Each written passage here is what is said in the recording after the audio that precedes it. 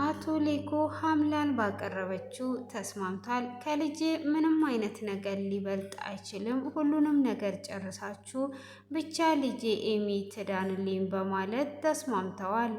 ሆኖም ኤርሚያስ ደግሞ ወደሽ ሳይሆን ተገደሽ ነው የምትሰጪው፣ እቺ ልጅ አንድ ነገር ብትሆን አለቅሽም እያላት ይገኛል። ኤርሚያስም ወደነ ኤሚ ቤት መጥቶ ነበረ። ሆኖም ከመጣ በኋላ ቪዲዮን እንዳጠፋላትና ስልክ ስላላነሳችለት ስለሷ ጤንነት ስላስጨነቀው ሊጠይቃት ወደ ቤት መጥቶ እያወራ እያለ ይህንን ኑሃም ይሰማና የምን ቪዲዮ ነው በማለት እንግዲህ ዛሬ ኤርሚያስንም እጅግ ደብድቦት ይገኛል። እንግዲህ የኤርሚያስንም ልጅ ደግሞ ኑሃሚ እንንገረው አሁን ላይ ሳይቀየር አይቀርም እያለች ነው። እናቶ ተሰማ እጅግ ደንግጠውም ይገኛሉ። ሆኖም እንግዲህ የሞተውም ሬሳ የምትኩ እንደሆነ ዛሬ ላይ በግልጽ ውጤቱ ዲኤንኤው መጥቶ ተነግሯል። ወይዘሮ ዝናሽም እጅግ አዝነዋ ትገኛለች። እንግዲህ ምትኩን የገደለው ማን ነው እየተባለ ነው። እና አቶ ሌኩም ደግሞ በሁለተኛው ቀጠሮ እንደሚፈቱ ተነግሯል። ሆኖም እንግዲህ አቶ ሰንበቱ እጅግ አዝኖ ይገኛል። ሰላም ሰላም! ውድ የተወደዳችሁና የተከበራችሁ የማራኪ ቤተሰቦች ሰላማችሁ ባላችሁበት ዓለም ዳርቻ በጥፍ ብዝት ይበልላችሁ እያልኩኝ ቀጣዩን ክፍል ይዤላችሁ ቀርብ ያለው እስከ መጨረሻ ድረስ እንድትከታተሉኝ ስል በአክብሮት ጋበዝኳችሁ። ስለምትከታተሉም ከልብ አመሰግናለሁኝ። እንግዲህ በባለፈው ክፍል ላይ የኤርሚያስን ልጅ ኑሃሚ አምጥቷት ሆኖም ደግሞ እነ ዝናሽ ቤት እንድትገባና ኤሚን እንድትንከባከብ እያለች ነበረ፣ አሮጊቴን ማለት ነው። ሆኖም እነተሰማ ወደ ቤት ሲመጡ እንግዳ ነበረ። እቺ እንግዳ የማናት በማለት እንግዲህ የኤርሚያስን ልጅ ሲያያት እጅግ ደስ ብሎትም አሮጊቷንም ሲያያት ደግሞ እቺ ማናት ብሎ ሲጠይቅ እንግዲህ ኤሚም ኑሃሚም ወደ ውጪ ወጥታ ነበረ። ስትመለስ እንግዲህ ታስተዋውቃቸዋለች። ሳልደውልላችሁ እኔ እኮ እንግዳ አስቀምጬ ጠፋሁኝ በማለት እንግዲህ እያስተዋወቀቻቸው ትገኛለች። እንግዲህ የኤርሚያስም ልጅ የማ ልጅ ናት ብሎ ሲል ታውቃታላችሁ አባቷን። እናትየዋ ግን የት እንዳለች እስካሁን ድረስ አይታወቅም። አባትየው እንግዲህ አንቺም አባቴም ታውቁታላችሁ በማለት ስትል እንዲህ ያዱርዬ ልጅ ነው ብቻ እንዳትዪ በማለት እንግዲህ አቶ ተሰማም ሲል አዎ አሁን ላይ ተቀይሮ ሊሆን ይችላል፣ ግዴታ ልጁን ማግኘት አለበት ብላ ትለዋለች። በዚሁም ገነት ይህን ስሰማ እንዴ እሱ እውነት ተቀይሮ ነው እንዴ የእሱ ልጅ ናት እንዴ በማለት እንግዲህ ታወራለች ማለት ነው። እንግዲህ ሚጢጥያም በጣም ምላስ ስለበዛባት ተመችቷቸዋለች ማለት ነው።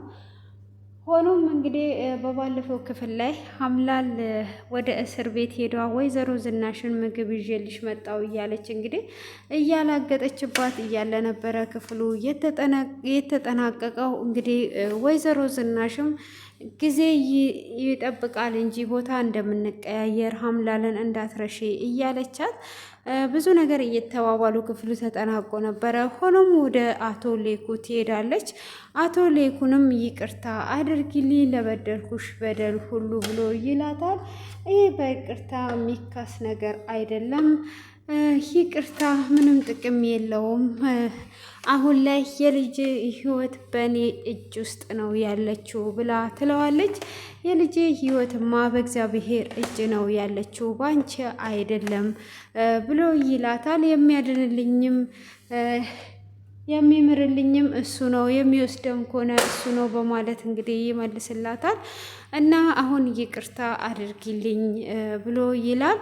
እሷም ይቅርታ አድርጌልሃለሁ፣ ግን አሁን የሄሚን ህይወት ለማዳን ያው ከኑሃሚ ጋር ተነጋግረናል። ሆኖም እኔ ልንገር ብዬ ነው የመጣሁት በማለት ትለዋለች። ምንድን ነው እሱ በማለትም ሲጠይቃት እንግዲህ ድርጅቱን 80% እፈልጋለሁ የልጅህን ህይወት ለማዳን ትለዋለች። አቶ ሌኩንም እጅግ ይደነግጣል። ምን ነው ደነገጥክ? እኔ እኮ አዛኝ ስለሆንኩኝ ነው። ይሄ አዛኝ መሆኔ ራሴን እየጎዳሁት ነው። በብዙዎች ፊት አዛኝ ስለሆንኩኝ ራሴን እየጎዳው ነው። ያው ስላዘንኩላችሁ 20% ትችላችሁ 80%ን እፈልጋለሁ ብላ ትላለች። እንዴት ነው አንቺ እንደዛ የምታስቢው? በማለትም ይናገራታል። እሷም እንደዛ በምትለው ሰዓት እባክሽን ይልኝ ብሎ ሲላት ያው የልጅን ህይወት ማትፈልግ ብርም ወዳችሁ የልጃችሁም ህይወት እንዲተርፍ ፈልጋችሁ ይሆናል እንዴ ብላ ጥላው ትሄዳለች። እሱም በቃ ተስማምተናል፣ ብቻ እኔ ልጄ ደህና ትሆንልኝ፣ የምሰስታት ልጄ ሰላም ትሆንልኝ ብሎ ይላታል። እሷም እንግዲህ 80%ን ለመውሰድ ተስማምታ ትሄዳለች። እንግዲህ ተስማምታም እንደሄደች ኑሃም ይመጣል። እሱም እንደመጣ እንግዲህ አቶ ሌኩ ጋር አባትየውን እንዴት ነህ አባዬ ደህና ነው ወይ በማለት ይጠይቀዋል። ምን ነው ልጄ ከመጣ ሰዓት ጀምሮ ደህና ነው ወይ እንዴት ነህ እያልከኝ ስለ ሰላምታ ብቻ አበዛ ብሎ ይለዋል። እሱም እንደዛ በሚለው ሰዓት እንግዲህ አይ እንደዚሁ ነው ብሎ ዳር ይለዋል። አይ አንተ ልትነግረኝ ያሰብከውን ሁሉንም ነገር ሀምላል ነግሯኛለች በማለት ይነግረዋል። እሱም እጅግ ይደነግጥና እቺ ልጅ ምን አይነት ልጅ ናት? እኔ እኮ ልነግርህ ለዚህ ነው ዳር ያልኩ ብሎ ሲለው ምንም አታስብ፣ እሷ ነግሯኛለች፣ ብቻ ልጄ ሰላም ትሁን፣ ሁሉንም ነገር ጨርስ ስጣት፣ ልጄ ብቻ ትዳን ብሎ ይለዋል። ዶክተሩንም አውርቼው ነበረ ግን ምንም አይነት እድል አላገኘውም እና እናንተ አሁን ሰላም መሆኗን እንዳታዩ ድንገት የሆነ ነገር ልትሆን ትችላለች ብሎኛል ዶክተሩ ብሎ ይለዋል። እሱም እንደዛ ስለሆነ በቃ ለሷ እንዲሰጣት አቶ ሌኩን ይነግረዋል ማለት ነው። እንግዲህ እሱም እንደዛ ካለው በኋላ ምንም ነገር ማድረግ ስላልቻለ ወደ ቤት ይመለሳል ማለት ነው። እሱም እንግዲህ ወደ ቤት ከመጣ በኋላ ያው ምንም ነገር ማድረግ እንደማይችሉና ያው 80%ን እንደሚሰጣት ይስማማል። ሆኖም እንግዲህ ምትኩም እንግዲህ የዛን ቀን እንደተገደለ ዲኤንኤ ምርመራው መጥቷል ማለት ነው። የምትኩ ጓደኛ እሱም መጥቶ እንግዲህ ምን ላይ ደረሳችሁ እንዴት ሆነ ለማለት ሲመጣ እንግዲህ መርማሪውም ውጤቱ መጥቷል። ዲኤንኤ ምርመራው እንዳልከውም የሞተው ጓደኛ ነው ብሎ ይለዋል። እሱም እጅግ ያዝናል፣ ያለቅሳል። እንዴት አድርጌ ነው ለእህቷ የማስረዳው? ብቻ ምትኩ አይደለም በላይ ብሎ ሲለው በጣም አዝናለው፣ ምትኩ ነው የሞተው ብሎ ይለዋል። እሱም እንዴት ሆኖ ነው እንደዚህ ሊሆን የቻለው? የዛን ቀን መሳሪያውን ለመደበቅ መሳሪያውን ይዘውት ነበረ። እሱ ነበረ መሳሪያውን የያዘው። ያንን ሽጉጥ እንግዲህ ወንዝ ውስጥ ለመክተት ይዘነው ነበረ። እኔ ዞር ባልኩኝ ሰዓት የኋላ መኪናው በር እየተከፈተ ነበረ። በዛኑ ሰዓት እንግዲህ እኔ ትቼው እንደሄድኩኝ ስመለስ አጣሁት ይላል። እና ያንንም መሳሪያ እኛ ወንዝ ውስጥ እንከታለን ብለን ይዘነው የነበርነው ምትኩ ጋር ነበረ ብሎ ይለዋል። እና ከዛን ጊዜ ጀምሮ ነው ያጣሁት። ካዲያ አሁን ላይ ወይዘሮ ዝናሽና አቶ ሌኩ ሊፈቱ ይችላሉ ወይ? አሁን ላይ ምንም አይነት ወንጀል እንዳልሰሩ ታውቋል አይደል ወይ ብሎ ይለዋል። ምንም አይነት ወንጀል እንዳልሰሩ ታውቋል፣ ግን አሁን ይሄንን ነገር ማን እንዳደረገ እንመረምራለን። እስቲ ወይዘሮ ዝናሽና ምትኩ ያላቸውን ቅርበት አስረዳኝ ብሎ ይለዋል። እሱም ወይዘሮ ዝናሽ እጅግ መልካም ሴት እንደሆነች እና ትምህርቱንም ካቋረጠበት ትምህርቱን እንዲቀጥል እንዲማር እና እዚህ ደረጃ እንዲደርስ እንደረዳችው እና ለምትኩም ሆነ ለሱ መልካም ቅርበት እንዳላት ይነግረዋል። እና እሱንም እናያለን ብሎ ይለዋል። ያው ምትኩ በመሞቱ እንግዲህ ጓደኛው እጅግ በጣም አዝኗል። ሆኖም ለወይዘሮ ዝናሽ ሄዶ ይነግራታል። ወይዘሮ ዝናሽም እጅግ ተጸጽታለች። የዛን ቀን እኔ ባልጠራ ኖሮ እኔ እዚህ ነገር ውስጥ ባላስገባችሁ ይሄ ነገር ሁሉ አይፈጠርም ነበረ ብላ ትላለች። እሱም ደግሞ አንቺ እኛን ሰው አድርገሽ እንድንተባበርሽ ነው እየጠራሽን፣ ምንም ያጠፋሽው ነገር የለም ብቻ ጓደኛዬ በዚህ አይነት በመሞቱ በጣም አዝናለሁ ብሎ እንግዲህ እጅግ በጣም አዝኗል ማለት ነው። ያው ምንም ነገር ማድረግ ባይቻልም ማለት ነው። ሆኖም እንግዲህ እሷም እንደምትፈቱ መርማሪው ነግሮኛል በሚቀጥለው ብሎ ይላታል። እሷም የመፈታቷ ሳይሆን የምትኩ እንደዚህ መሞት በእሷ የተነሳ በመሞቱ እጅግ በጣም አዝናለች ማለት ነው። ወይዘሮ ዝናሽም እንግዲህ ልጁንም እያጽናናች ትገኛለች። ሆኖም እንግዲህ ኑሃሚ አሮጊቴን ወደነ አቶ ሌኩ ቤት እንድትገባ እጅግ ባለሙያና ጠንካራ ሴት እንደሆነች ለአቶ ተሰማ ትነግረዋለች። አቶ ተሰማም ካዲያ እዚህ ቤት እንድቀጥራት ፈልገሽ ነው ወይ ብሎ ሲላት፣ አይ እዚህ ቤት እንኳን እኔና እማዬ በቂ ነን፣ ሌላ ሰው አያስፈልግም ብላ ትለዋለች። እና ምን አስበሽ ነው ብሎ ሲላት፣ ለኤሚ የምትንከባከባት ሰው ያስፈልጋታል። ስለዚህ እሷ ብትንከባከባት ሌላ ሰው ከሚመጣ እሷ ብትንከባከባት እጅግ ባለሙያ ናት፣ ዋስም እኔ ሆንላታለሁ እዛ ብታስገባት ብላ ትለዋለች። እሱም እሺ በቃ እንደዛ ከሆነ በጣም ጥሩ ነው፣ ለእሷ ትሆናታለች ብሎ ይላታል። እሷም እንግዲህ በዛ አይነት መልኩ ትነግረዋለች። ሆኖም አሮጊቴን እንግዲህ ይጠሯትና እንደዚህ ስራ እንደምትገባ ይነግሯታል። ቅመሜ ትናፍቀኛለች እንጂ ምንም ችግር የለውም፣ እኔ ስራ አጥቼ የሰው እጅ እየጠበኩኝ ራሱ ኖሬ ያለው አይደል ወይ፣ እኔ ስራ መስራት ነው የምፈልገው በማለት እንግዲህ ትነግራቸዋለች። እንግዲህ ወይዘሮ ገነትም እጅግ ደስ ማንኛውም ስራ ከሆነ እኔ ስራ መስራት ነው የምፈልገው እያለች ነው እንግዲህ አሮጊቴም እና አቶ ሌኩ ቤት ለመግባት ተስማምታለች። እና አቶ ሌኩም እንግዲህ እንደነገርኳችሁ በቀጣይ ላይ ይለቀቃሉ ማለት ነው።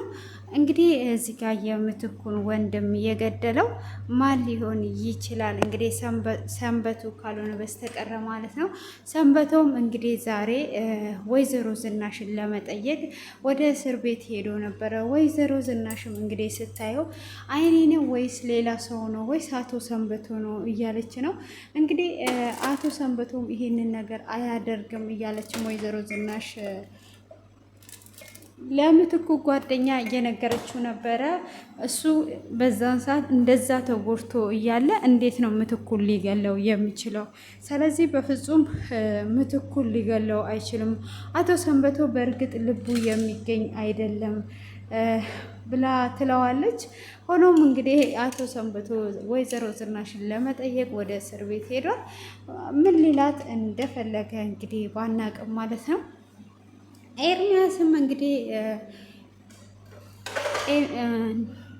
አምላልን ያገኛታል ማለት ነው። አምላልንም አግኝቶ ስለ ኤሚ ነገር እንዴት አደረሽ ብሎ ይላታል። ምነው ፊት እንደዚህ ቡራቡሬ ሆነ ምን ሆነህ ነው ብላ ትለዋለች። እሷም እንደዛ በምትለው ሰዓት እሱ ስለፊቴ ምንም የሚያገባሽ ነገር የለም፣ አሁን ስለፊቴ ትተሽ ስለ ኤሚ ነገር ምን እንዳደረግሽ ንገሪኝ ብሎ ይላታል። እንግዲህ ስለ ኤሚ እንደዚሁ በነፃ እንዳድናት ፈልገ ነው እንዲህ ብሎ ስትለው፣ አዎ አንድ ቀን እኮ አንቺም ቸግሮሽ ሰውን ልትጠይቂ ትችያለሽ ብሎ ይላታል። እሷም እኔ ከዚህ በኋላ ምንም አይነት ችግር አይቸግረኝም፣ ከኔ ጋራ እግዚአብሔር አለ፣ ስለዚህ ምንም ነገር ስለማይቸግረኝ አንተ ስለዚህ ነገር ምንም ነገር አይጭነቅ ብላ ትለዋለች። እሷም እንግዲህ እንደዛ በምትለው ሰዓት አሁን ቀጥ ብለሽ ነው የምሰጫት፣ ወደሽ ሳይሆን ተገደሽ ነው የምሰጫት።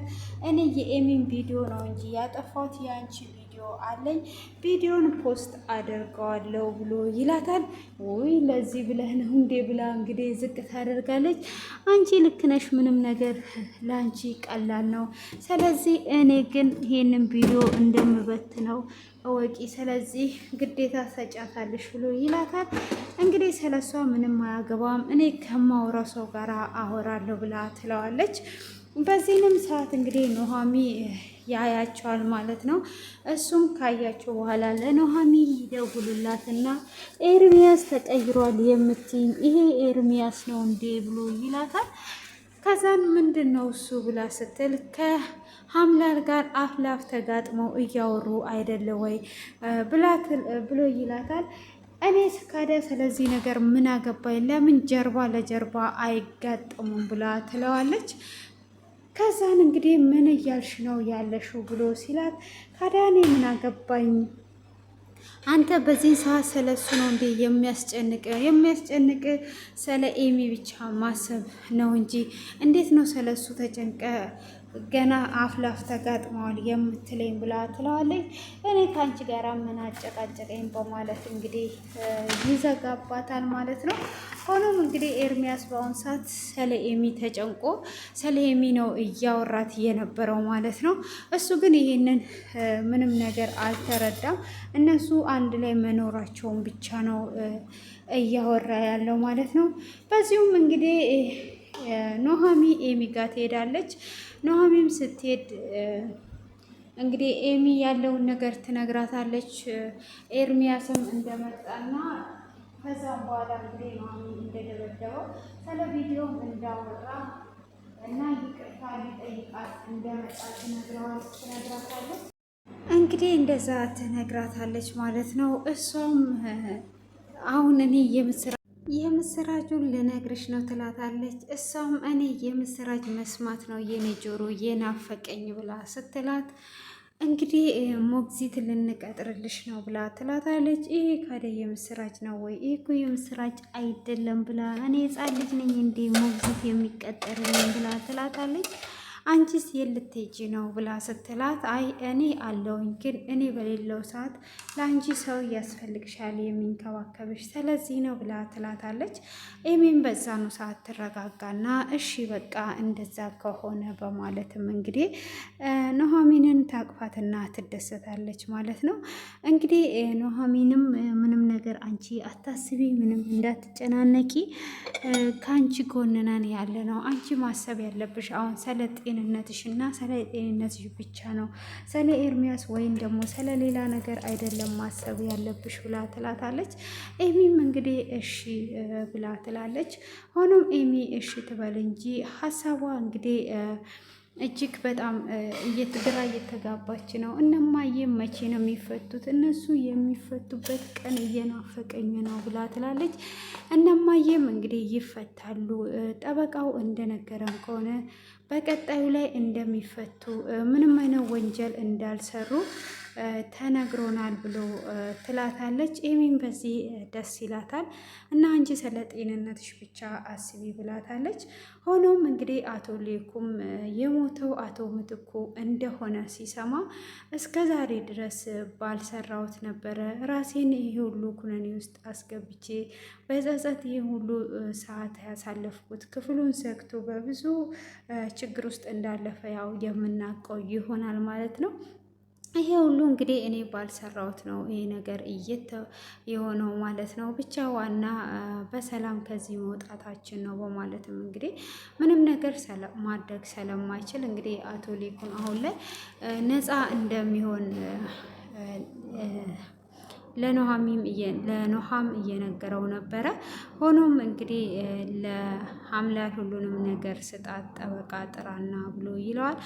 ይህንኑ ጠበቃ አናግረዋለሁ ብሎ ሲለው፣ ይህኛው ጠበቃማ እኛ ከዚህ ቤት ከዚህ ካለንበት እንደምንወጣ ጎንበስ ቀና እያለ ነው ያለው። ቢያንስ ሌላ ጠበቃ ፈልግና ይህንን ችግር ቶሎ እንፍታው፣ ለእሷም የሚሰጠው ይሰጣትና ልጄ ብቻ ሰላም ትሆን፣ እኔ ገንዘቡን ሰርቼ አገኘዋለሁ እያለ ነው። ሆኖም እንግዲህ ሁሉም ነው እየደነገጠው። አቶ ሌኩ እዚህ ድርጅት ላይ ምን ያህል ዋጋ እንደከፈለ ሁሉም የሚያውቀው ነው። እና እንግዲህ ሀምላል ምንም ነገር ሳትፈልግ ይህንን ምንም ሳትሰራ ይህን ነገር ለመውሰድ እያለች ነው። ሆኖም እኔ ግን እንደ ግምቴ ያው ድጋሜ ምርመራ እንድታደርግ ስለተባለ ያ ነገር ሳይሆን ይቀርና አሁን ላይ የኑሃም እናት የመጣችዋ ከሷ ወይም ደግሞ ከሌላ ሰው ሊሆን ይችላል ብዬ አስባለሁ። እንግዲህ ሀምላል እንደዚህ ተለምና ቀንሺም ወደዚህ ተብላ ስትለመን እምቢ ያለችው ባዶ እጇን እንደምትወጣ ምንም አይነት ጥርጣሬ የለኝም ማለት ነው። ሆኖም እንግዲህ ክፍሉ እየተጠናቀቀው አቶ ሰንበቱ ወይዘሮ ዝናሽን ለመጠየቅ ሄዶ ወይዘሮ ዝናሽም ይሄ ነገር አይኔ ነው ወይስ አቶ ሰንበቱ ነው እያለች እንግዲህ አቶ ሰንበቱን ኮራ ዘና እያለ ፂሙን እየነካካ እዛ እንደደረሰ ክፍሉ ተጠናቋል ማለት ነው። ውድ የተከበራችሁና የተወደዳችሁ ቤተሰቦቼ እንግዲህ እናንተም ግምታችሁን ኮሜንት ላይ አስቀምጡ። በቀጣይ በአዲስ ቪዲዮ እስክንገናኝ ድረስ ሁላችንም እግዚአብሔር አምላክ በያለንበት ዓለም ዳርቻ ይጠብቀኝ። እንድታበረታቱ